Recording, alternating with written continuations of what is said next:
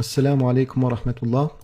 Nous allons parler de Cheikh Ibn Uthaymin et du tasawwuf. Une fois n'est pas coutume, ce n'est pas la première fois que des néophytes abordent des sujets pointilleux et trop complexes pour eux, s'exposant inutilement aux dangers que comporte le fait de parler sans science et d'induire autrui en erreur. Et cela plutôt que de partager les travaux de savants et d'étudiants en sciences et de se mettre en sécurité. Tout d'abord, pour rappel, afin que ce soit une base claire pour tout le monde, le musulman fonde ses paroles et ses actes sur le livre d'Allah et sur la sunnah du messager d'Allah, sallallahu alayhi wa sallam. Et cela conformément à la compréhension des pieux prédécesseurs. Ce qu'a dit un tel dans tel livre n'est pas une preuve en soi. La parole du savant doit être étayée par la preuve et n'est pas une preuve en soi. Ensuite, lorsque cela est bien compris, il faut comprendre que les savants ont leur propre langage, l'uratul ilm. Leur façon de répondre à une question peut varier en fonction de celui qui interroge, de la situation et du contexte. Et certains se servent justement des paroles de certains savants qu'ils estiment favorables à l'égard des soufis pour prétendre qu'il existe un bon et un mauvais soufisme, alors que ces savants n'ont jamais exprimé explicitement cette affirmation. Il leur arrive soit de dire que ce qui est vrai chez eux est accepté, c'est-à-dire ce dans quoi ils ont corroboré la sunna, et cela par souci d'équité et de justice, soit de dire qu'ils ne sont pas tous au même niveau dans l'égarement, car parmi eux il y a ceux dont l'innovation atteint le stade de mécréance, et certains dont l'innovation est en deçà de cela. Mais en aucun cas ils ne font l'éloge d'un pseudo-bon soufisme.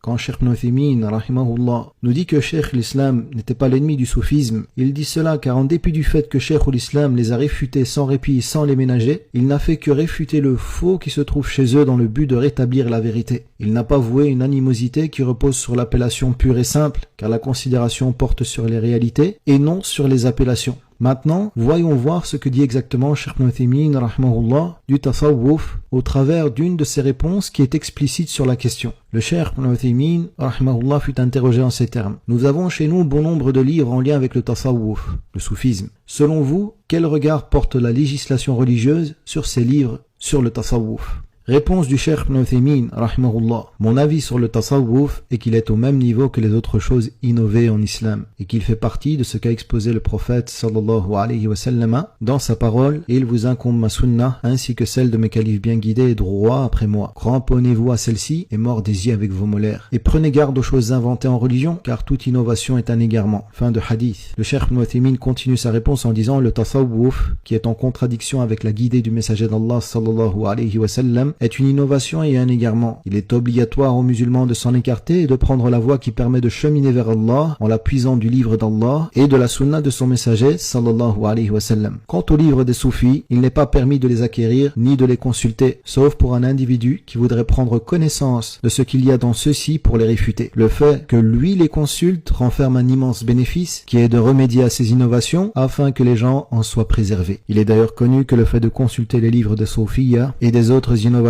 afin de prendre connaissance de ce que l'on trouve chez eux, et cela dans le but de les réfuter, est quelque chose de souhaitable en soi, à condition que l'individu qui les consulte soit à l'abri des déviances que l'on trouve dans ces livres. Fin de réponse du Cheikh Ibn Uthaymin, rahimahullah ta'ala. Dans cette fatwa, le Cheikh Ibn Uthaymin, rahimahullah, nous donne le jugement du tasawwuf, et nous dit que c'est une bid'a, une innovation. En effet, cela n'existait pas à l'époque du prophète, sallallahu alayhi wa sallam, et des compagnons, et aucun des 4 imams n'a appelé au soufisme. Il n'existait que l'ascétisme, az-zuhd. Et Cheikh Ibn Baz, rahimahullah, définit l'ascétisme en disant que cela consiste à ne pas s'attacher à ce bas monde et à ne pas le préférer à l'au-delà. Cheikh Ibn Uthaymin, rahimahullah, lui-même était d'ailleurs un ascète connu pour son ascétisme. Deuxièmement, dans cette fatwa, le cheikh nous dit que le tasawwuf est en contradiction avec la guidée du messager d'Allah sallallahu alayhi wa sallam et qu'il n'est qu'innovation et égarement. Et vous remarquerez qu'ici le cheikh parle du tasawwuf sans mentionner ce que l'on pourrait trouver de concordant chez certains affiliés. Troisièmement, le cheikh nous dit qu'il est obligatoire de s'en écarter et de prendre la voie qui permet de cheminer vers Allah en la puisant du livre d'Allah et de la sunna du messager d'Allah sallallahu alayhi wa sallam. Ceci car le musulman qui suit cela n'a besoin de rien d'autre.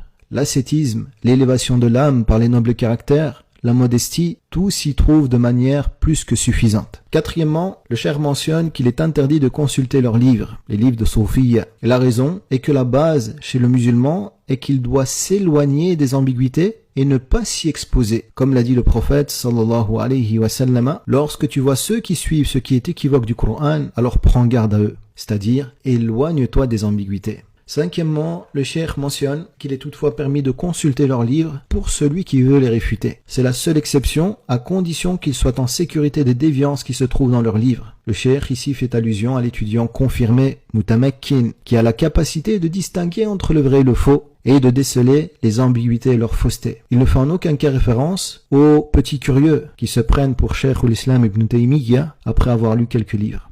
On comprend donc clairement que le problème ne vient pas des paroles du cheikh, mais de la compréhension de certains de nos frères et sœurs. Nas'alullah an yahdi al-jami'a, qu'Allah nous guide tous. Contentons-nous d'apprendre notre religion en revenant à ce qui est clair et à ne propager que ce qui nous apaise et apaise notre audience, et craignons Allah quant à cette religion. Ne faisons pas de nos propres dos des ponts vers l'enfer. Wallahu al-musta'an.